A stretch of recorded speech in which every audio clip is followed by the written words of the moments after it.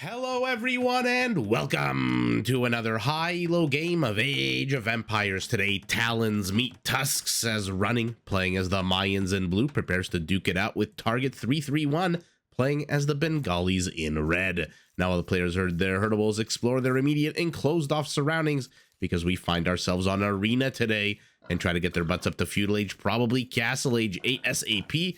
Not a bad time for us to take a look at the Civ matchup that we are going to be watching today. Now, the Mayans are a civilization that pushes its players towards archer units. Their skirmishers can be upgraded to fire a second, albeit weaker projectile, and their foot archers, except for those skirmishers I just mentioned, become progressively cheaper as the game goes on, 10, 20, and then 30% cheaper in Feudal, Castle, and Imperial. By the way, this discount does help them mass their unique unit, the Plumed Archer. This is the fastest foot archer in the game and one that comes with a small attack bonus against infantry. Now, to support their ranged units against the enemies, Mayan walls are 50% cheaper, and that, by the way, includes gates as well, both palisade and stone, so your archer units can stay safe behind a lot of these, and your eagle warriors can be upgraded to get a massive 40 extra HP. Now, to produce as large an army as possible, Mayan resources do last 15% longer, and those eagle-eyed viewers may have noticed something at the beginning of the game. The Mayans do start with 1 extra villager, but 50 less food, which can help them reach Feudal Age a little bit faster, Castle Age a little bit faster, and start taking advantage of those archer discounts, right as this one villager heads all the way here to the bamboo on the eastern shores of the settlement. Where is that lumber camp going to go? There it is. Now let's take a look at the north side of the map, where we've got Target331 playing as the Bengalis, an elephant civilization through and through. All Bengali elephant units take less bonus damage, are more resistant to conversion, and can be upgraded to attack 20% faster. Now, to support these slow, plodding units on the battlefield, Bengali monks come with a massive +3/+3 armor boost, which, if you're familiar with Arena, and you know generally that players like to fight over the relics, well, +3/+3 armor on a monk is an absolute fantastic thing to have on this map. And their unique unit, the Ratha, is one of the most versatile but unfortunately hated units in the game, being a chariot unit that can switch between ranged attacks and melee attacks with trample damage. Now, to support the Bengali army, every town center does spawn 2 villagers free of charge whenever the next age is reached. And I'm going to say the exact same thing I say every single time I cast a Bengali game. I'm going to do my best to keep an eye on this TC, because those regular viewers of the channel know I love to watch Civ features and bonuses take shape in front of our very eyes. I was wondering where this hunter is going, and then I saw the outline of the boar very stealthily hidden here just north of the gate. Now, by the way, one last feature of the Bengalis, super cool, is that they can evolve their monk and villager population by basically putting them on a diet, so that 10% of their population, that they take up 10% less population space. The way that works is, let's say you've got 100 villagers and monks. If you research the Mahayana upgrade in Imperial, that 100 count only takes up 90 population space. Each and every one of these units will take up 0.9 instead of the usual 1, and then you can use all the extra space. Where the hell are all these geese going? You can use the extra space for even more villagers and monks, or maybe even some battle elephants. Fingers crossed. On a closed map like Arena, never say never to the old battle elephant. So those are the 2 civilizations we've got in front of us. An absolute exciting matchup. 2 fantastic players. And let's take a look at the bases. Several important things to look at when you're watching Arena games. How close are the internal resources to the external walls of the settlement, and how easily can they be lamed? So stone, pretty close, but I don't think a Dark Age scout can in fact see that with their not so great line of sight. Probably will have to wait until Feudal Age will target if he wants to come back to this spot and see the stone that's literally 1 tile just so tantalizingly outside of his line of sight. For the part of the Bengali, also has a bit of gold and a bit of extra gold, his primary and secondary, near but not exactly next to the walls. What happened here? What was the point of this? Is this an accidental deletion of a wall? This is what happens. Pro players love deleting their internal walls. That basically speaks to the next point of what to look out for in Arena. Generally, there's a couple of little pockets where players can expand aside from their usual square-shaped, diamond-shaped bases. It looks like whereas Target does have 2 on the flanks, like Mickey Mouse ears, Running just has one giant rectangular one to the rear of his base. I'll let you decide which one you prefer. For now, Running saying, you know what, even though my walls are 50% cheaper, I'm not going to delete these just yet, because I could literally say 1 + 1 is 2, and one of these players is going to figure out a way to make it somehow 3 in using quantum mathematics or something. Literally, as I'm talking about how Running is not going to delete these, he deletes the walls to the rear as he now, begins exploring the rear of his base. And then the last thing you want to see is whether or not any forests form part of the wall off. For now, doesn't seem like that is the case. Both players having pretty much a continuous line of stone walls and gates. Now, Arena, as I mentioned, generally follows 3 phases, 3 stages, and we are currently in stage 1, where the players basically rush their butts up to the Castle Age. Now, why do they want to go up to Castle Age? So that they can start stage 2, where they build monasteries, train monks, and go after the 5 relics. These gravity, physics, logic-defying items, objects, what do we want to call them? Artifacts? Once all 5 of these relics are gathered, stage 2 of the game pretty much ends, and then stage 3 begins, where the players build big ol' armies and clash them into one another. Generally people's favorite stage of the game, although, stage 2 is pretty fun too. Stage 1 is also great if you want to practice your build orders.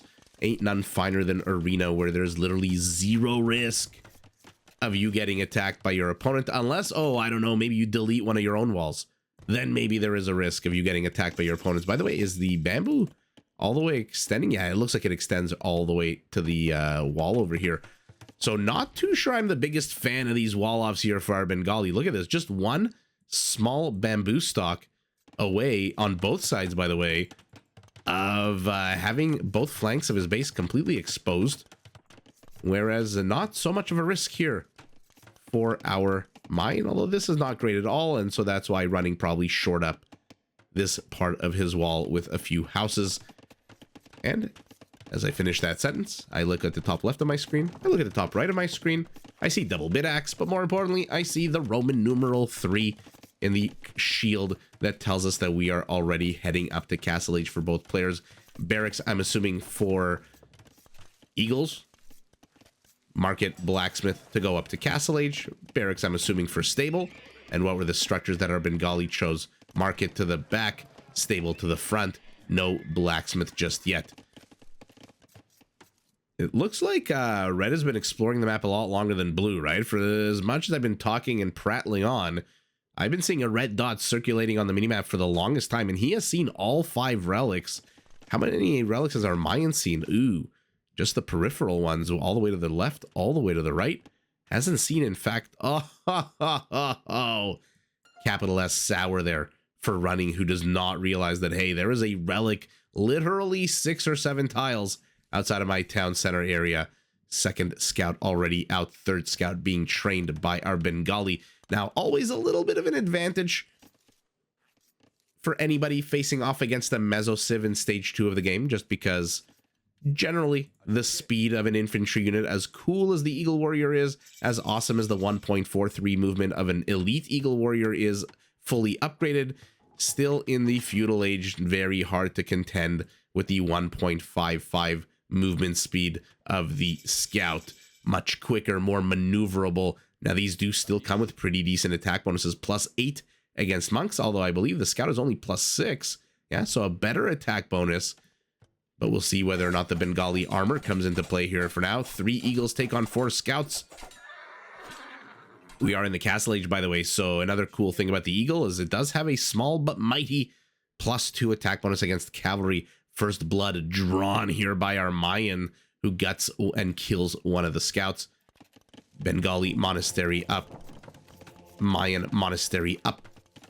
Monk being trained for both. Light cavalry being gotten for our Bengali. So it took a bit of a foot off the pedal, pardon me. Oh my goodness, I don't know why I'm having so much trouble with this expression. He took his foot off the gas pedal a little bit there to go up to light cav for a moment with only 3 scouts on the map.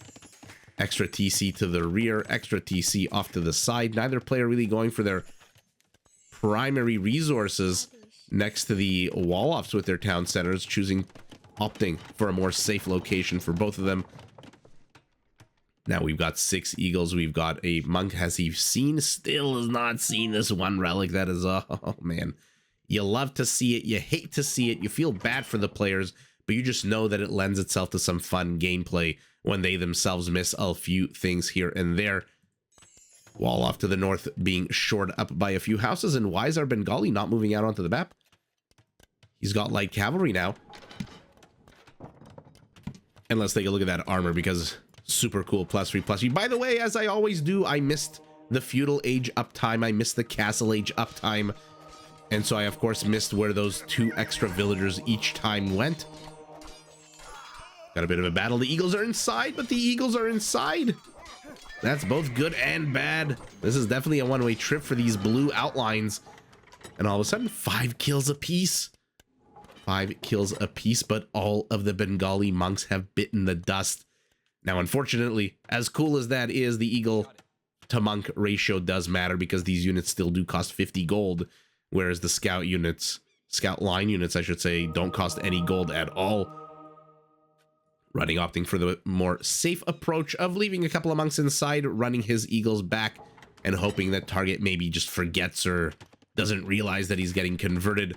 3rd TC with the primary stone, which is nice and safe to the back. Okay, so we saw our Mayan take the one relic to the right. He's definitely going to see the one to the left now, right? Yeah, he sees it with all these monks. Looks like another kill here for our Bengali. So we're going to be sitting at 1 relic apiece. Blue has a relic very, very close. The remaining 2 relics, one of them is close-ish to target's base. And the last but not least relic, pretty damn contested. Komodo hissing furiously. He is wondering what kind of tasty meat he will be tasting when he kills whatever unit tries to protect the monk who's getting that relic. Okay, eagles get revenge on their fallen comrade, who is still decaying into the grasslands. And we've got 6 kills apiece. Villager population, our Bengali, of course, is ahead. Not 4, but 3 villagers. Our Mayan has racked up about 20 seconds less TC idle time than our Bengali. And so that explains why it's not a 4 deficit, but yeah, about a 3.5, let's say, based on the exact training time. And we are about to get a relic advantage here for our Mayan. But the dot here has disappeared, which means there is a Bengali monk heading home. And we're sitting at 2-2. Just like that. Koi Pond gets a fresh relic. Blood-soaked sacrificial steps get a relic as well. And the question is, who will head there and with what armies? It looks like our Mayan is going there first. Our Bengali. Ooh, a little bit late to the party. The way Target is spreading his army suggests that he thinks the Mayan hasn't even moved out yet. Maybe send a scout to the left just to check it out. Oh, he sees the dot disappearing from the minimap. He will run straight into the monk. Okay, runs away. That was a complete missed opportunity there by Target to snipe the monk, who decides to drop the relic. Says, you know what, my life's more important than gold. Damn the system. I'm going to try to convert one of these scout units, scout line units. By the way, 2 converted eagles are part of this band, this convocation of light cavalry units. They've been tethered, which means that the scout line units are moving a little bit slower than they probably should be. Behind this, with all of the action going on here in Castle Age, and oh my goodness, monk literally takes a left tap, dies. It is so hard to micro against light cavalry, but converting them, it seems to be a little bit easier this game. I was going to say behind this, as the Komodo hisses, everyone has gone up to 4 town centers. Our Mayan, okay, did put a TC forward position. I like that. Nice little risk. And then a 4th TC here off to the left side for our Bengali, who is now ahead 13 villagers. By the way, no one is moving out to get this relic. This monk might want to use this opportunity, but of course, I say that knowing exactly what's happening on the map. Running doesn't have our God's Eye caster view, although he will have a view of absolutely nothing ado in here. And so he should realize that, hey, my monk can move out safely. By the way, even though he's down 13, 14 villagers, our Mayan is almost at handcart, whereas our Bengali doesn't even have wheelbarrow. So think of that, make of that what you will. how bad the economic lead is for our Bengali, if at all. And now a pair of eagles. Just keep it in tabs, keep it an eye. And I think Running's going to kind of, he's going to be rolling his eyes in the back of his head going, oh, I could have used that opportunity to get the relic a million years ago. The dot has disappeared. White has become blue. And a monk is now returning home. But, ooh, look at this. Taking a bit of the long, safe approach. Battle in the center of the map as Running tries to distract this Bengali army. One scout moves to the bottom left. We'll see if he can catch that monk. And now Target's going to use his mobility. Oh, this is so crazy. This is so nerve-wracking. Nail biting. No, why did you stop moving? And this might be one of the few times where taking the long, safer route actually lost you your monk. I think if Running had just gone straight point A down this way to point B, that monk would have been nice and safe inside the base right now, and he'd be sitting on a 3-2 relic lead. Target says, you know what? I'm not getting that relic. I'm just going to click up to Imperial Age as he guns down yet another eagle. Kill count still identical. It was 5-5, then it was 6-6. Now it's 15-15. Man, oh man, these players love to go tit for tat. Villager lead for our Bengali, though, is getting smaller and smaller. It is now only 9. But he is also getting handcart. Getting ballistics and fletching. Okay. Our Bengali, is it for the castle or is it maybe for the Ratha? Our Mayan, for his part, gets the relic, returning home with it. Okay. So, officially, stage 2 of the game is going to end in about 7, 8, 9, 10 seconds once this monk deposits the relic into the monastery, and then stage 3 begins, and it looks like stage 3 is beginning with a very substantial Bengali lead in terms of uptime, although our Bengali is housed at 120, Running's at 114 population, so that's not good to be housed. I also don't see... Okay, there we go. There's a subdivision being built, but only one villager. Oh no, only one villager. I'm gonna do my best, my darndest, for the next 37 seconds to be very mindful and be very present and keep an eye on the red Bengali base, even though he's heading into trouble here. And see where those 1, 2, 3, 4 times 2, 8 extra villagers are gonna pop out. Okay, good. No, yeah, don't chase it. Don't chase it. Give us a second here. Which TC do you want to look at? Let's look at this TC. And then they pop out these two. And where are they going? Are they lumberjacks? Why do they have axes in their hands if they're lumberjacks? No, they're just kind of congregating here on top of the empty bamboo stalks. And there we go. Now they've been assigned. You've been assigned lumberjack duty. Eagle Warrior upgrade complete. +2 becomes a +3 bonus now against cavalry. And in Imperial Age, in a minute 15 is our Mayan. Our Bengali hit Imperial Age. And he is, in fact, going Rathas, or an individual Ratha, second castle. Yeah, that suggests we're going to get to see a good quantity of Rathas coming out. And so, even though he hit it first, not the biggest of advantages so far for our Bengali, just because the Mayan has already laid claim to the center of the map, and I love what our Mayan is doing. Forget my internal gold, which I'm mining with only 7 villagers. Forget that. Let me just try to gobble up as many of these neutral / contested resources as I possibly can. I don't know when you're going to push out. I don't know how you're going to push out, with what you're going to push out, and how strong your push out is going to be. So while I'm here, might as well YOLO the gold. And that is exactly what he's doing with no fewer than a baker's dozen villagers. The Trebs can reach this castle? Very interesting. Very interesting. I for sure did not think that they were going to be able to reach the castle, but 3 Trebs pop out. Elite Ratha, Ring Archer armor, Conscription. But we've got El Dorado on the way as well. Who the hell doesn't love to see 100 HP Eagles? My personal favorite, as much as a caster should, as an objective party to, you know, just Age of Empires, have a favorite anything. The favorite of my 3 Eagles. Don't sleep on the Aztec Eagles that have a +4 attack. Don't sleep on the Incas that gives their Eagles 10 frickin' Pierce armor. But having 100 HP, 40 more HP is a pretty badass upgrade. And we've got the first villager kill, make that kills of the game, as 3 Mayans, maybe 4, fall, and just like that, they disappear into the ether. And there's pikes. So remember how I mentioned Bengali elephants can be upgraded to attack faster, specifically 20% faster.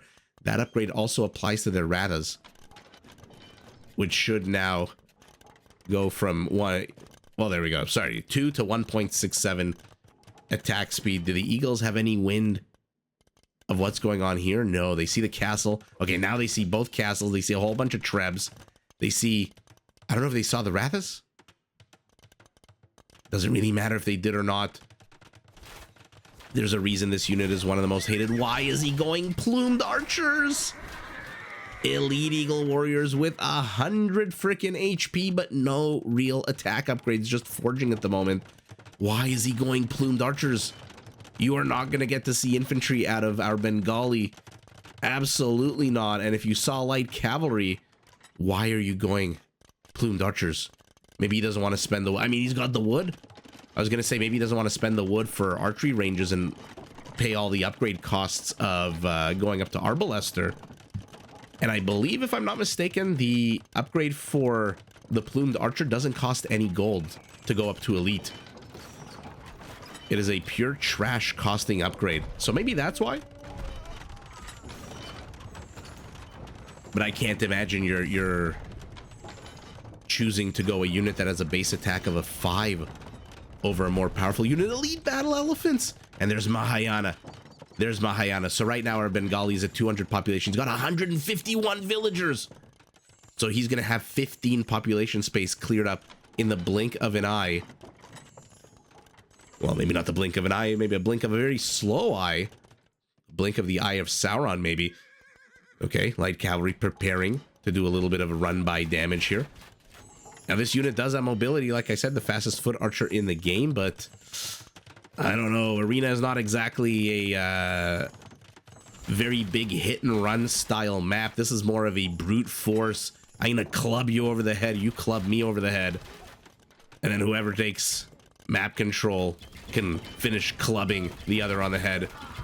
And it doesn't matter what archers he went with. They entered into the castle firing radius and died immediately. But this is a lot of infantry that are chasing. The meat shield is now an elite battle elephant. Also missing blast furnace. Also missing blast furnace is our Mayan. But the rathas are doing so much, moving so little, attacking. Their attack bonus against spearman line units is not great. Only +2, I believe. But the meat shield is an expensive one, and it is falling. You are trading out halberdiers for elephants. One unit costs 0 gold, the other 70 gold, 100 food. Castle is down. Red trebs are gone. Red's army is in a little bit of shambles here. This is a lot of trash out of our Mayan. That being said, the ratas are one-shotting the halberdiers, not so much the Eldorado Eagles, and I'm seeing the red dot moving. We'll keep an eye on the mini-map, or either we'll keep an eye picture in picture and see how much damage those 3 scout line units can accomplish next to that castle. As the rathas push out, an army count high for both players, but one player has 27 halberdiers. And our Mayans in a bit of trouble. His trebs are getting chased. He's plopping down yet another castle. Red's attack to the southwest has stopped, which suggests that that one castle has killed all 3 of them. Yeah, there's 3 kills on you.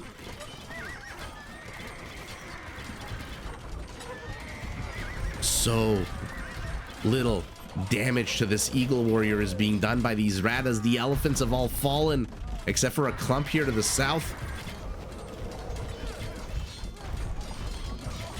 And unfortunately for Red, he's left 5 trebs alive. And you just cannot leave 5 trebs alive and expect your castle to last longer than a fruit fly's life. One more elephant does bite the dust right as Blue's army closes on these ratas, and all of a sudden, things look very even, very scary for either player, but now things are kind... Can you imagine I was about to say things are turning around for Red right as he GG's? But no, things were very much not turning around for Red. I mean, this castle would not have survived a very long time Actually, you know what? There's only 2 trebs. I thought there were more than... For some reason, I don't know why. Maybe the graphics kind of confused me. I thought there were more than 2 trebs here, but only 2 trebs?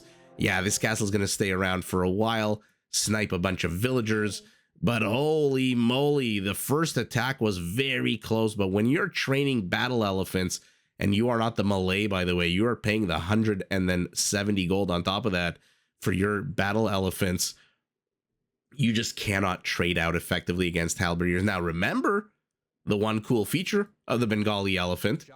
Pardon me, I have to mute my mic to cough. Unfortunately, I don't know if it's like long COVID or if it's just my baby who has been sick for the last couple of weeks from daycare for the first time. I have just not been able to shake this cough, this tickle in the back of my throat for the longest time. And those of you who join us on the live streams know that I have to mute my mic very frequently during those 2-3 hour live streams. But I was about to say, the halberdier generally comes with a, what is it, 60 attack bonus against elephants? 32 and 28.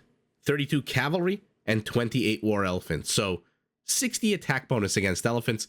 Remember, by virtue of them just being Bengali elephants, that gets cut by 25%. So instead of 60 damage, they do 45 damage. And when your unit only has 320 HP, that is a significant reduction.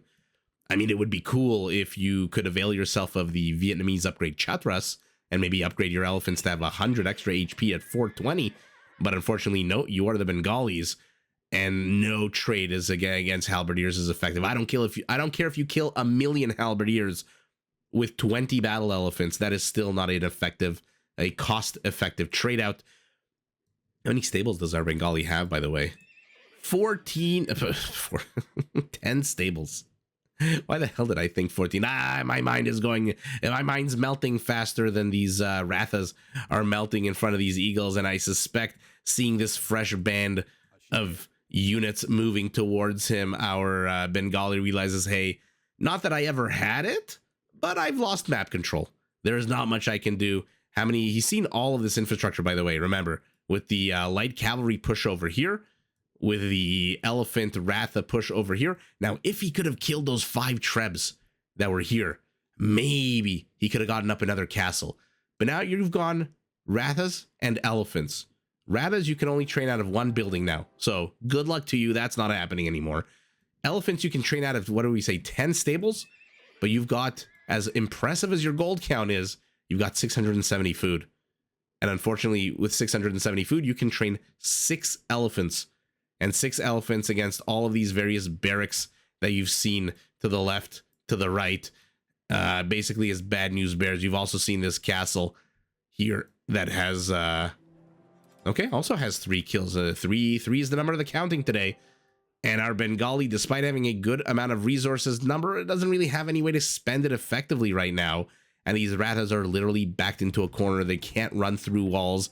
They can't phase like in the MCU through these structures. And so I think Target realizes, hey, I just, as cool as my army was, I mean, who the hell doesn't want to see elephants, number one? And who the hell doesn't want to see a Bengali army made out of Rathas, elephants, and I'm going to say monks as well, because we saw a good amount of monk play in this game. But what a fun pair of battles. Not the longest of arena games, but Target just falls to the overwhelming spammability and the overwhelming non-stop Mayan push. Neither player really hitting 200 pop. Neither player really close to 200 pop, although for a while Target was before he got Mahayana. By the way, also not an upgrade you get to see a lot is Mahayana in a more open map. But kudos to Arena for showing us 35 battle elephants, 33 Rathas, unfortunately 88 eagles and 126 halberdiers.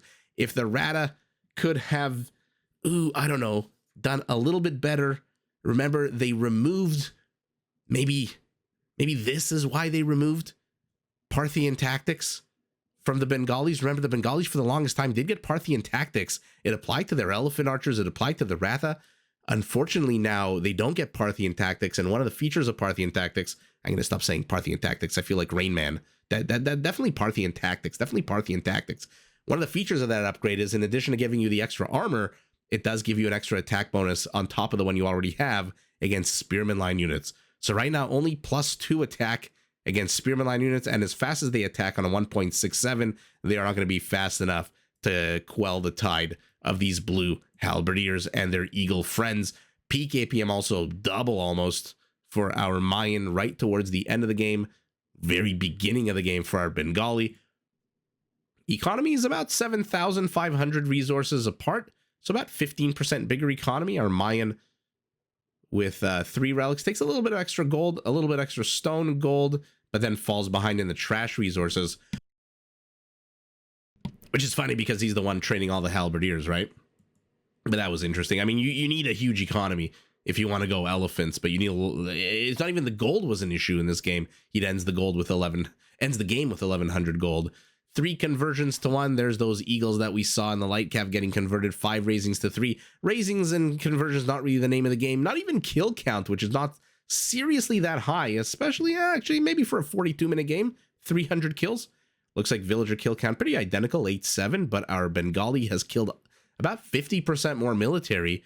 Big surprise when you're getting attacked into by trash units with your more powerful heavy elephant and Ratha. I wonder how many kills this one castle got when he absolutely devastated those plumed archers that shoved their plumed butts a little bit too close. Are these, by the way, still the plumed archers?